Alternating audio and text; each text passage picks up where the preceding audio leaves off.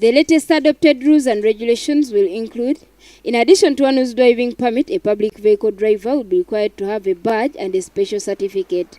Border cyclists and special hire drivers will also have to carry these badges and certificates of compliance before they are allowed to carry passengers.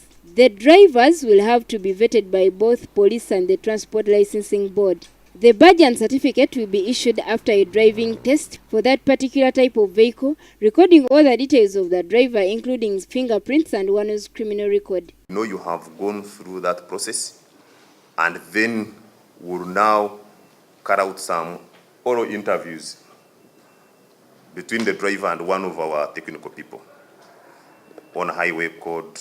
You know how to interpret these signposts. What happens, for example, when you're entering the roundabout?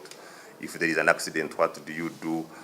All these before we give you the badge. The badges will be hung at the front in the public vehicle for clear viewing to trap those who exchange vehicles after driving for a shorter distance and leave amateur drivers to take passengers on highways. Drivers who fail to comply will have their certificates cancelled, and this will also affect their driving permits. On top of these requirements, drivers also have refresher courses at least once in 12 months, as well as annual medical examinations. We are going to be getting their monthly submissions. For example, if you are going to train, say, 30 students in 3 months, we would want to know, and we will be making impromptu visits to see actually whether you are following or you are complying to what actually we agreed upon with you. Reflectors, Under the Traffic and Road Safety Reflectors Regulations Act 2012, the Ministry of Works and Transport has also introduced new vehicle reflectors, replacing the old ones. Violation of the Traffic and Road Safety Regulations will attract express penalties that are also within these laws.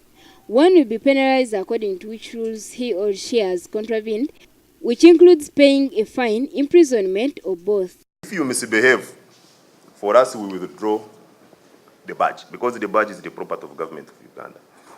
And then police will now find out why actually you are driving a bus without a badge. Unlike in the current situation, because now for us to suspend maybe your permit, we need to use courts of law. There are more offenses on that ticket. We are trying to minimize taking people to court over minor traffic offenses. We are trying to minimize, because there is a reason why even this regulation came into place. Those who are found of defaulting receipts will also be captured easily after the grace period of 28 days. Soon, detect machines will be introduced on the road to trace vehicles that do not pay receipts after being given a penalty. The new regulations and rules will be rolled out on 15th next month. The ministry has also approved 29 driving schools in the country out of the over 100 that have been operating for years.